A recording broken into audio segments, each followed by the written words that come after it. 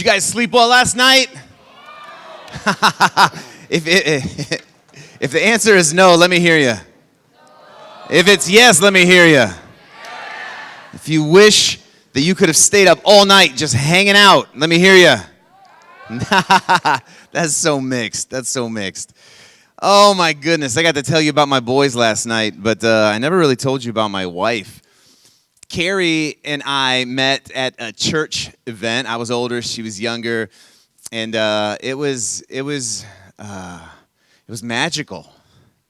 I saw her, and like any boy, she paid attention to me, so I just assumed she liked me, and I just started pursuing her.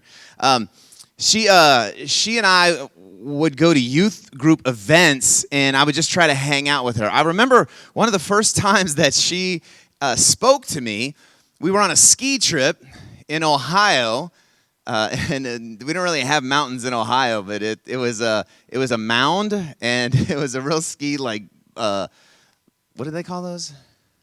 A ski resort. It wasn't really a resort. It was a small thing, but I just remembered it was the first time I ever skied, and I just kept falling over, and she came over to me. She's like, shh.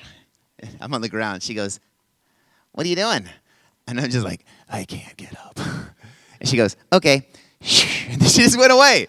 She just left me there, but she paid attention to me. I thought that was so cool. We continued to hang out, and then we eventually went on our first date. I asked her out, and we went to an amusement park together. And I like hanging out at amusement parks, but amusement park rides are just not my thing. We got any roller coaster fans in here? Anybody hate roller coasters? Yeah, they don't want to yell too loud because they might get nauseous. Because roller coasters mess me up. But I was on a date, so I like packed a bunch of Dramamine, and I was like, I'm going to take this. I don't want to get vertigo. I don't want to feel car sick after a roller coaster. And we went on a roller coaster as soon as we got there, and things were fine. And we spent the day together, and it was great. And then right before we got ready to leave, she's like, one more roller coaster. And I'm looking at my clock, and I'm like, we got to get home. But she's asking, so I'm like, okay. So we get on this roller coaster, and we get in line, and it was called the corkscrew. Yeah, that's how I felt too. I was just trying to play it cool though. Yeah, let's go, girl.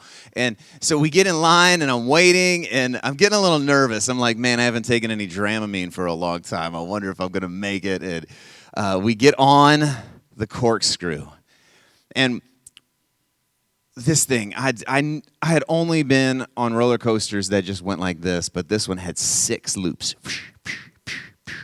And I just felt terrible. I felt my body. Like, have you ever had that moment? Some of you got car sick, and your just whole body, it just sinks, and you just begin to profusely start to sweat. I didn't throw up, but I felt awful. I felt nauseous. I felt nervous. I felt jittery. I remember getting off of that thing and just kind of stumbling to the fairway. And I laid down on the ground because it wasn't moving. Everything else felt like it was spinning, and I'm laying there, and a paramedic came and ran over to me. I don't really remember it. Maybe it was a paramedic. It could have been a guy in a bear suit. It didn't matter. It was somebody came up to me, and they were like, are you okay? And I said, just get me off the ride. They said, sir, you've been laying on the ground for 5 minutes. And I just finally found the courage to stand up. And when I stood up, it was a terrible sight. You know how you sweat a little bit when you get car sick, or you get vertigo, or you get nauseous? I had just been sweating. And when I stood up, there was like, you know in the 50s crime movie, there's a chalk outline of a human being, but it was just like a giant sweat person on the ground. Just like somebody took a human sponge, and I got up, and I just felt so disgusted. And I'm like, haha, first date, right? We're just hanging out. And then I remember a little later, we still kind of seeing each, maybe not official, but we're interested in each other. And we were at this youth event, and we had these cupcakes that the house was serving. We were all meeting at a house for this youth event, and I was like, man, this is weird. She was what? I said, these cupcakes smell like garlic. She's like, they do not. I was like, well, they're right here. She came over, and she sniffed it, and I just went, poof. I'm like, that's so dumb, but she fell for it. And then I was like, ha, ha, ha, ha. And then she grabbed 2 cupcakes and she started chasing me around this guy's house. And that's the moment when I knew she liked me back. And she's chasing me and she's got cupcake all over her face. And eventually I just let her get, the cupcake because I needed it to stop. And I kind of wanted her to touch my face with the cupcake.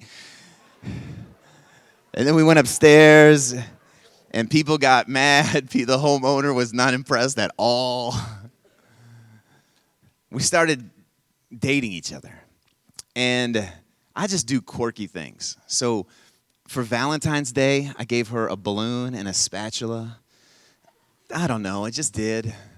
Sort of like testing the water. If she's going to last through this, we might make it. For Easter, what do you do with Easter? The round things, oblong things, eggs. Yeah. Most people do eggs. I gave her an Easter potato. I did. I wrapped it in colored cellophane, and I gave it to her. I was like, Happy Easter. And she looked at it, and she was like, okay. And when I went to her house like a week later, she had that potato, and she put toothpicks in it, 3 of them, and she set it in a cup. And the potato had started spudding and blossoming. And her mom looked at me, and she just went, this is your fault. It's so good. It's so good. I remember the first time that I told her that I loved her. I was leaving her house after dating for a while, and I stood out in front. I left her house after hanging out with her and her family for a while, get out on her porch, and before she shut the door, I just said, hey, one thing. I love you. And she was by the door, and she was just holding it, and she goes, ditto. She shut the door on me. She said ditto. Who says ditto? Ditto is 2 words, not 3. I need to hear it back. She has never heard the end of that. She sort of takes pride in that. She thinks that's hilarious. It's a violation of my manhood.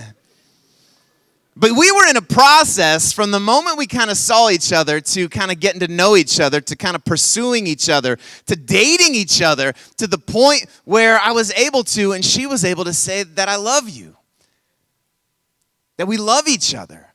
And in that process of wherever that process began to where it is, I mean, we were moving.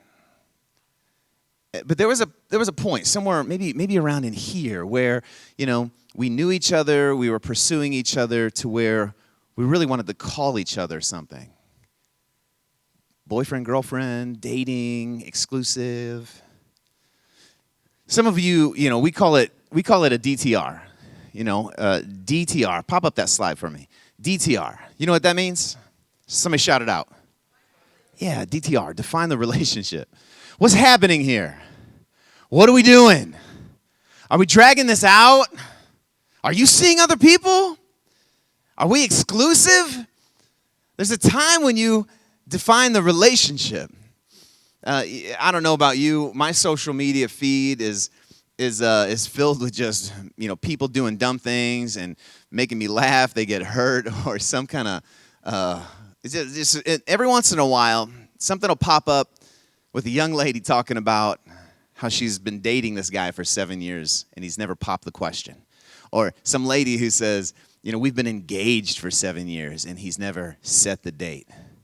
And I'm like, you got to define that relationship. You can't just sit there.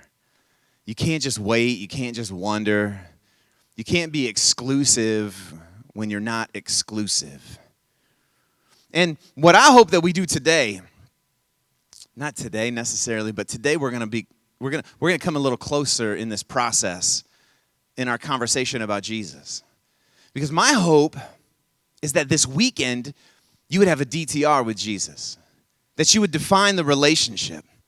Because the truth is, as we enter into church or we hang out with our Christian friends or we're kind of dabbling in the Bible or our parents have made us go to church and we're not against it, but we've never really made a decision. We're not really getting there. We might just be, walking the timeline. There's got to be a come when we DTR. Because just going to church, guys, don't miss this. Just going to church doesn't give you access to heaven.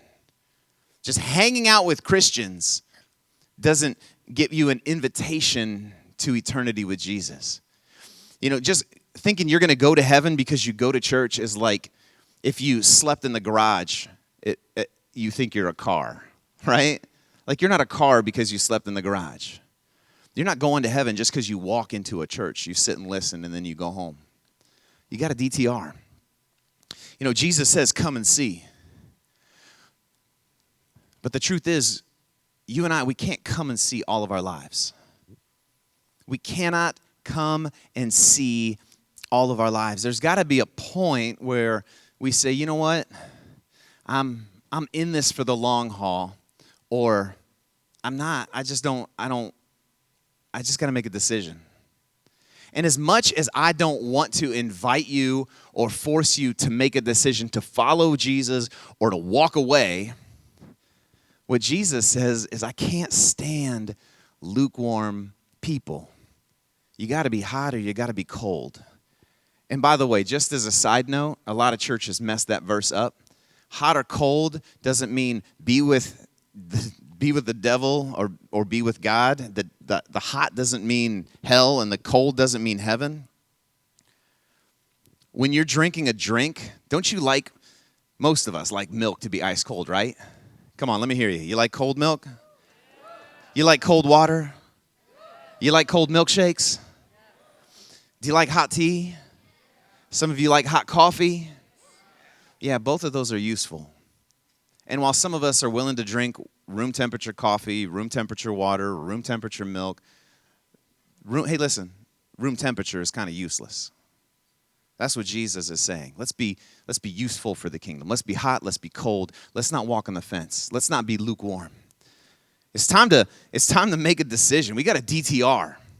You know, the disciples, you know, they were in this relationship. They were in this process, this DTR process. And a lot of crowds came to check in on Jesus.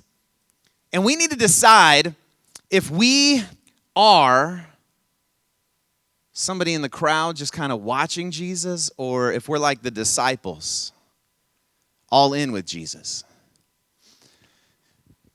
Lukewarm's not good. We can't come and see all of our lives. And I'm going to tell you something. You don't need to write this down, but you need to think about it. Maybe even in your cabin groups, you would think about this. Because I want to tell you, I am not a fan of Jesus. I'm not a fan of Jesus. And some of you are like, why are you speaking at church camp? I'm not a fan of Jesus. Jesus has a lot of fans. I don't want to be one of them. It sounds kind of weird when you say it that way. But I'm not a fan. Do you know what I am? I'm a follower. I'm a follower of Jesus. And there is a huge difference between somebody who's a fan and somebody who's a follower. Jesus is absolutely interested in where you stand. This weekend, I'm hoping that we would have a DTR with God, that we would be able to define the relationship. And I wonder, here's a question for you adults or leaders when you go into your cabin groups. I just wonder what it would take each and every one of us to become more of a follower than more of a fan.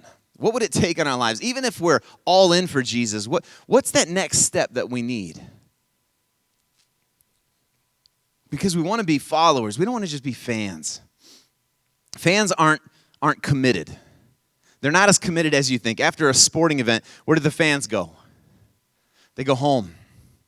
You know, we might wear the jersey, but we still left the game. You know, you don't stay in the stadium. You don't clean the stadium. You don't do the garbage for the team. You're not doing the players' laundry. You go home. You're done. You're able to cut ties. Look at this picture I found on Twitter. This is a guy at I think that's a playoff game. He's at when is it? It's 2020. There's Vikings, 49ers, and it's a video. Check out this Vikings fan. Check out what he does.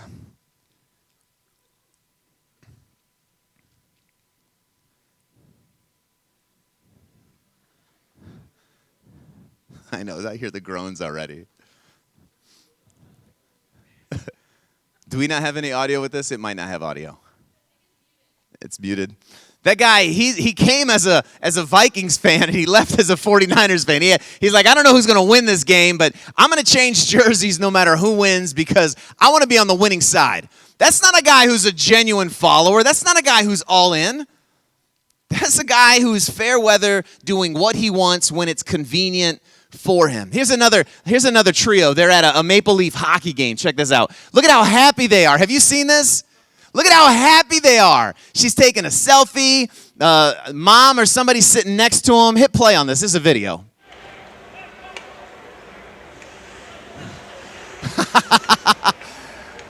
You know, when you're a fan, it's so easy to just kind of be a poser. Like, you can just kind of show up in the moment. We call some of these bandwagon fans, right? Like, you know how many Cub fans there are? Like, are there any Cub fans in the house? Cub fans know that we're no good, and we still love the Cubs.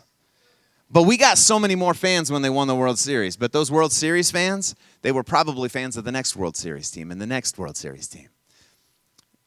I don't want to be a fan. Fans of Jesus hopefully want to become followers of Jesus. The unfortunate thing is some fans want to follow close enough to get the benefits without requiring the sacrifice. Look, hopefully you have your Bibles out, you've got journals out, you've got something to write on, something to write with. I'm going to say that phrase again because I think this is a more powerful phrase than we realize. Fans of Jesus want to follow him, but they want to follow him close enough to get the benefits without requiring the sacrifice. Have you ever felt like that? Some of us get really frustrated when we don't get what we want or we feel like Jesus has been unfair. And it's not that Jesus owes us. He's not a genie. He doesn't owe us the things that we demand or even what we want, but he will always give us what we need. But we want to be close enough to get all of the benefits, but not requiring any of the sacrifice. And here's the cool thing. Jesus seems to be very comfortable with people coming to hear him. When we read Scripture, he's so comfortable with people, stepping in to listen to his teaching, to come and see the miracles, to be part of the miracles. But then at some point, Jesus, we see it all throughout Scripture, Jesus requires a DTR. He wants us to move into being followers. I'm going to read through just a few verses. Open up your Bibles to Mark chapter 10. We're going to look at verses 46 through 52. I love this story. This is a guy who's been blind forever, and he hasn't been treated well by the crowds, and he's just looking for rescue. He's looking for compassion. And I love how we see him receive that through the person of Jesus. Here we go. Jesus then reached Jericho. Okay, he's there with his disciples. Then they reached Jericho, and as Jesus and his disciples left town, a large crowd followed him. Now, these are just people who are trying to get close. This isn't like disciples. These are just the crowds following him. And a beggar named Bartimaeus was sitting beside the road. And when Bartimaeus heard that Jesus of Nazareth was nearby, he began to shout, "Jesus, Son of David, have mercy on me." All right, I need some help here. I'm going to do that again. But as soon as I'm done saying that, as soon as I'm done shouting, can you just say, "Be quiet"? Let me hear you say, "Be quiet." No. You're an angry crowd. Tell me to shut up. Be quiet. Okay, Jesus is coming. Listen, Jesus is coming. He's got a little bit of an entourage. His disciples are with him. And Jesus, he left, and blind, but he left this town, and he's with his disciples, and beside the road is this blind guy. Everybody in the crowd knows this blind guy. They see him every day. They step over him. Somebody are dropping coins in his pocket so that he can eat, or so that he can pay rent, or so that he can fill in the blank. Like the crowd, you are my only source of resource and income. And when Bartimaeus heard that Jesus of Nazareth was nearby, he began to shout, "Jesus, Son of David, have mercy on me." Many of the people shouted, they yelled at him, but he only shouted louder, "Son of David, have mercy on me." And when Jesus heard him, come on, he stopped.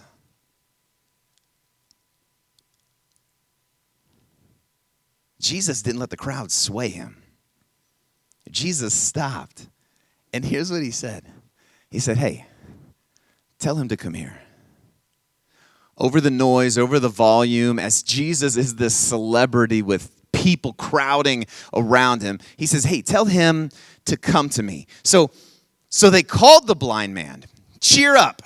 Hey, everybody say cheer up. Now, but say it sweetly. Say cheer up. They said, say, "Come on, he's calling you." Okay, that was like if it was a mouse doing it, though. Like maybe, come on, everybody, say, "Cheer up, he's calling you." The temper of the crowd changed. Bartimaeus threw aside his coat. How many of you realize how valuable your coat is this weekend if you're going outside, right?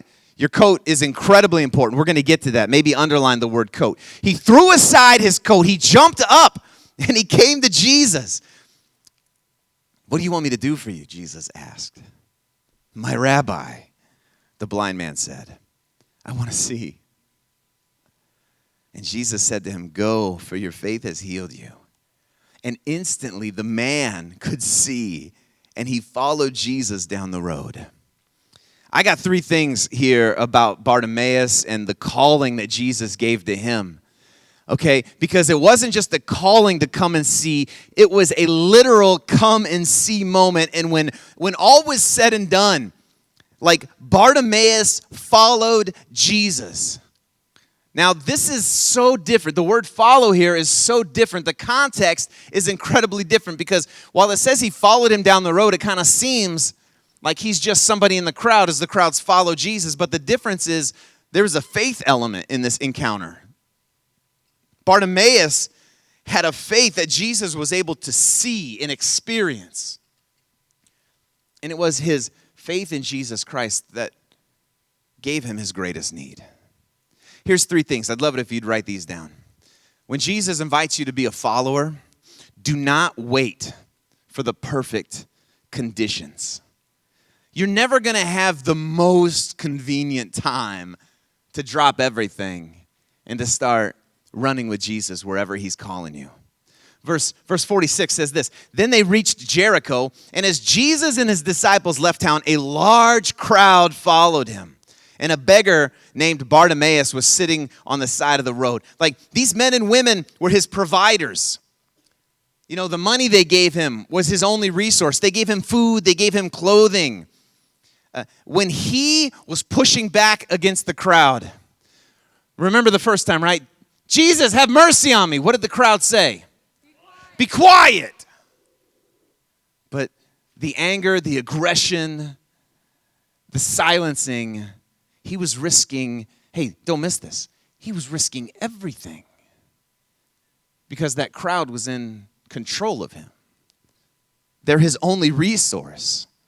But he didn't let that stop him. He continued to ask, "Jesus, Son of David, have mercy on me." Bartimaeus, then he threw aside his coat and he jumped up and he came to Jesus. The crowd, flipped from "be quiet" to yeah, Jesus wants you. Let me, come with us. We're going to bring you right to Jesus. That coat was everything to him. That coat was everything to him. That coat was his shelter. Like, this guy's probably homeless.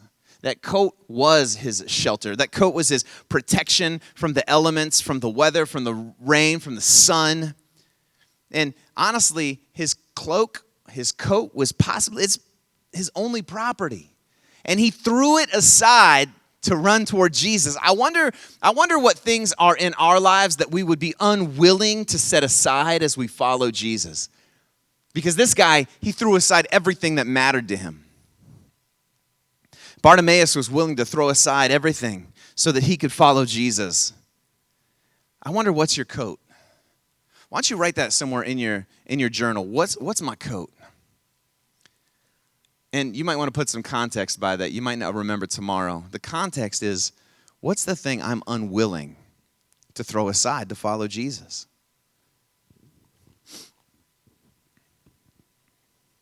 There's some things we need to set aside. And the truth is, we can't wait for the perfect conditions.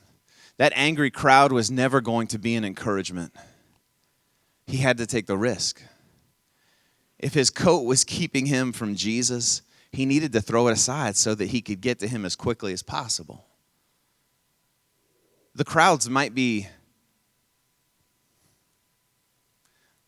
By the way, I know what I'm about to say. It probably means more in this room than any adult can really understand.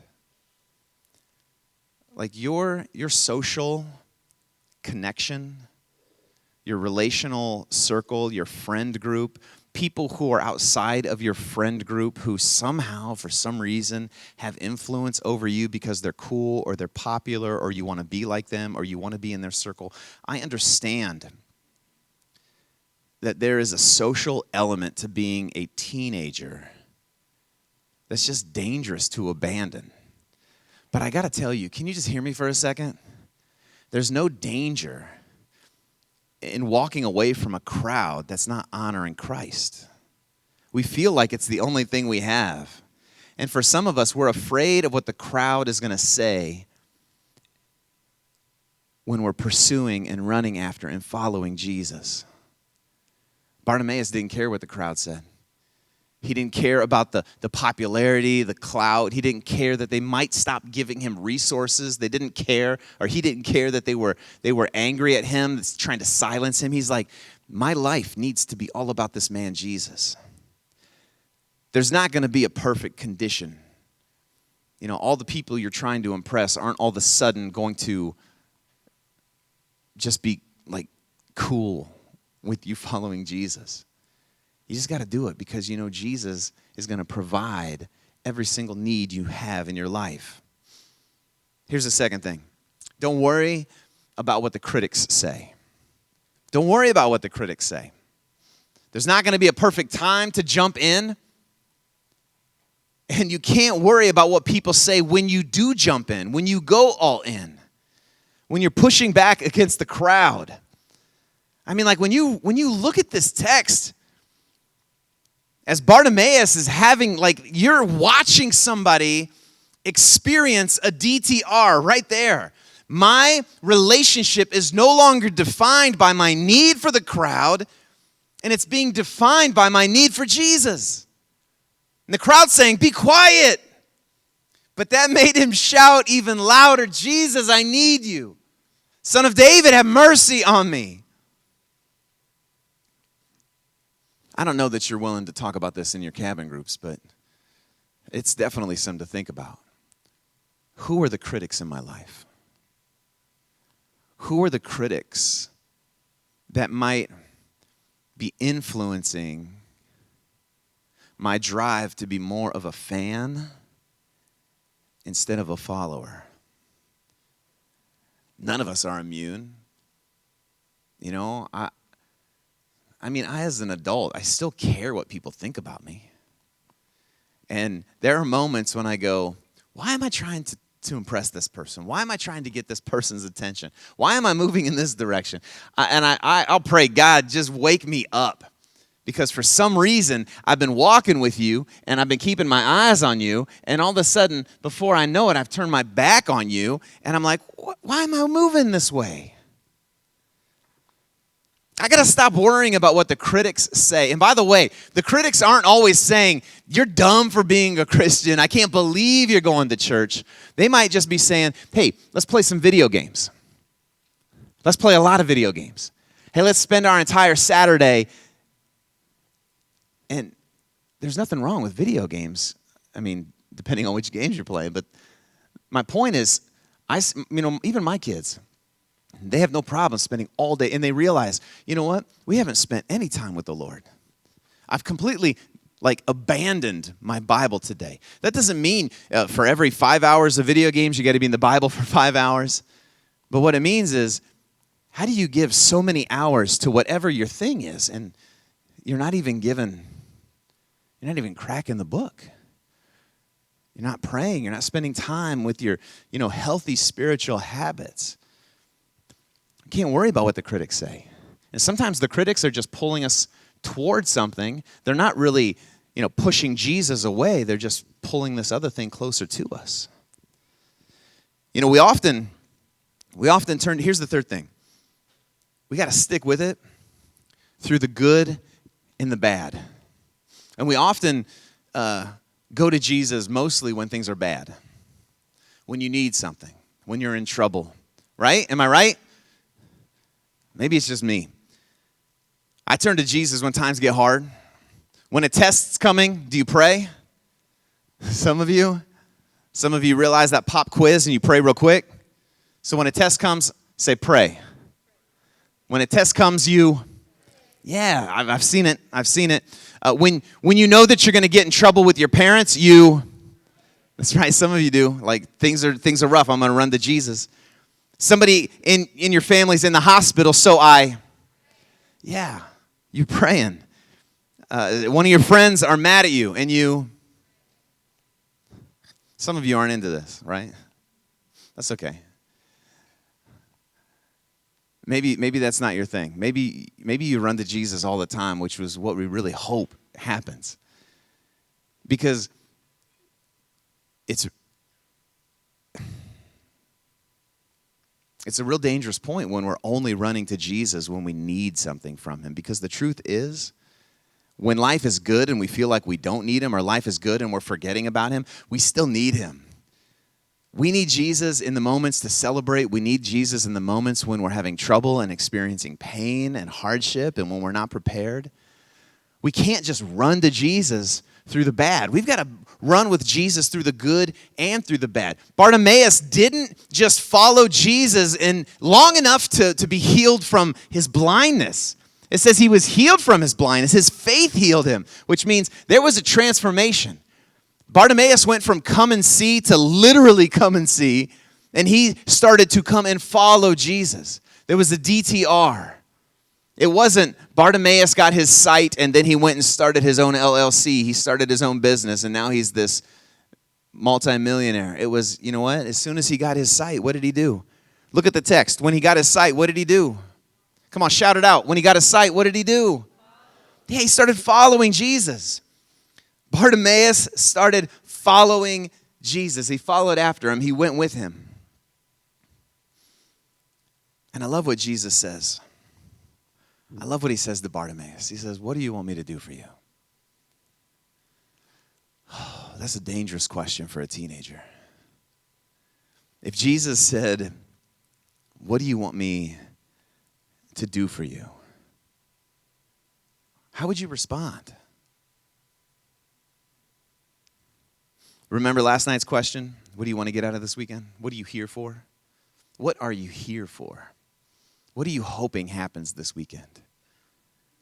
My hope is that the answer to that question would somehow honor Jesus, honor God, be a contribution to your spiritual growth, your personal growth, and your walk with Jesus. But if Jesus said, what do you want me to do for you? Because at this moment, Bartimaeus it seems like he could have asked Jesus for anything.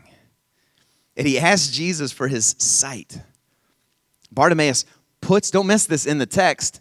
He's not just coming to Jesus as if Jesus was granting wishes. Jesus isn't a genie. Bartimaeus put his faith in Jesus. He heard what Jesus had been doing. He heard what Jesus had done. He knew what the crowds had been doing for him. He knew how the crowds treated him. And right there in the text, he put his faith in Jesus. And Jesus said, your faith has healed you. If Jesus asked you this question, what would you say?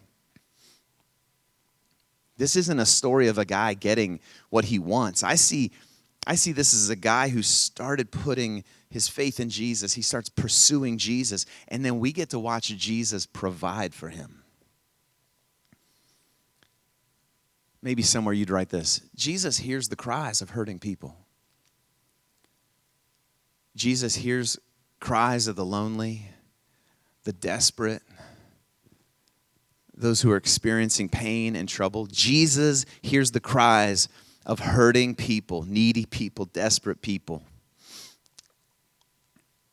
What do you want me to do for you? Rabbi, the blind man said, I want to see. I just want to see. And Jesus said to him, go, for your faith has healed you. Instantly, the man could see, and he followed Jesus down the road. My hope is that we created a little bit of clarity. That you would at least be more in the know of what it looks like to be a follower of Jesus. That you would understand the difference between being a fan and being a follower. And I know some of you caught a glimpse of who Jesus is tonight. Maybe some of you for the first time, you're kind of like, man, that's powerful. What Jesus is offering is incredible. And let me just say this, for me personally, you guys are awesome listeners. Thanks for leaning in. Thanks for listening. Your attention span has been great. Some of you are taking copious notes. I hope that those are beneficial and helpful. I feel honored as a communicator, and I know that that's going to honor Jesus, and it's going to encourage you down the road as you go back and look at what Jesus is saying to you through the text. We're all here this weekend to come and see what Jesus is all about. And I hope that in your cabin groups you're able to have some conversations about what it means to be a follower, or how to take steps toward being someone who follows a little deeper, a little harder, who's just all in. Let me pray for you. God, thanks for today. Thanks for this morning. Thanks for the food and the rest that we were given. Thank you for this time that we're about to step in to have conversations about your word, to encourage and sharpen each other. And for this afternoon, as you just open the gates of activity and energy and joy and connectivity, God, connect us to each other. But I ask in Jesus' name that you would connect us to you. God, be so clear through your word. Help us DTR with you this weekend. And all God's people agreed and said, amen. Hey, two things. I want you to know that I am walking around camp and meals and just hanging out. Please say hi to me. I'm here by myself. I'm lonely. And I want people to not feel intimidated to talk to the speaker, but let's say, hey, have a conversation. If you just want to give me a high five, that's awesome too. The second thing is, you're dismissed to go to wherever you're supposed to go. Have a great afternoon.